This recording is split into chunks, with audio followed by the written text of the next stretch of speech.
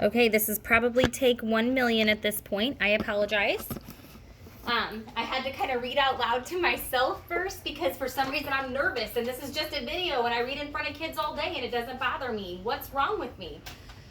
Book 1, The Maze of Bones, The 39 Clues, Rick Riordan, and if that cat walks in front of that camera. Chapter 1, 5 minutes before she died, Grace Cahill changed her will. Her lawyer brought out the alternate version, which had been her most guarded secret for 7 years. Whether or not she would actually be crazy enough to use it, William McIntyre had never been certain. "Madam," he asked, "are you sure?" Gaze graced out the window across the sunlit meadows of her estate. Her cat Saladin snuggled beside her as he had throughout her illness, but his presence was not enough to comfort her today. She was about to set in motion events that might cause the end of civilization. "Yes, William." Her every breath was painful. "I'm sure." William broke the seal in the brown leather folder. He was a tall, craggy man. His nose was pointed like a sundial, so it always cast a shadow over one side of his face. He had been Grace's advisor, her closest confidant for half her life. They'd shared many secrets over the years, but none as perilous as this.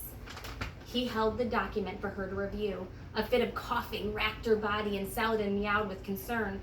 Once the coughing passed, William helped her take the pen. She scrawled her weak signature across the paper. "They're so young," William lamented. "If only their parents." "But their parents did it," Grace said bitterly. "And now the children must be old enough. They are our only chance. If they don't succeed, then 500 years of work have been for nothing," Grace said.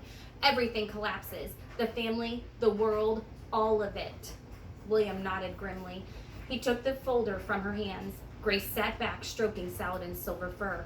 The scene outside the window made her sad. It was too gorgeous a day to die.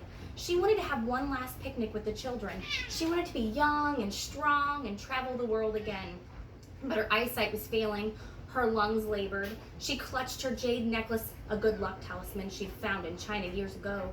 It had seen her through many close calls with death, many lucky misses, but the talisman couldn't help her anymore.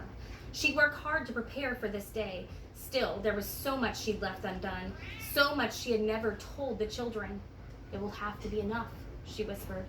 And with that, Grace Cahill closed her eyes for the last time. When he was sure Grace had passed away, William McIntyre went to the window and closed the curtains. William preferred darkness. It seemed more proper for the business at hand. The door opened behind him, and Grace's cat hissed and disappeared under the bed. William didn't look back. He was staring at Grace Cahill's signature on her new will, which had just become the most important document in the Cahill family's history.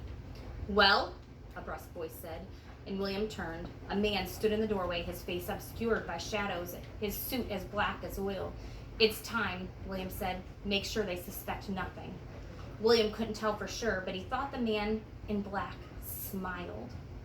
"Don't worry," the man promised. "They'll never have a clue." That is the end of chapter 1.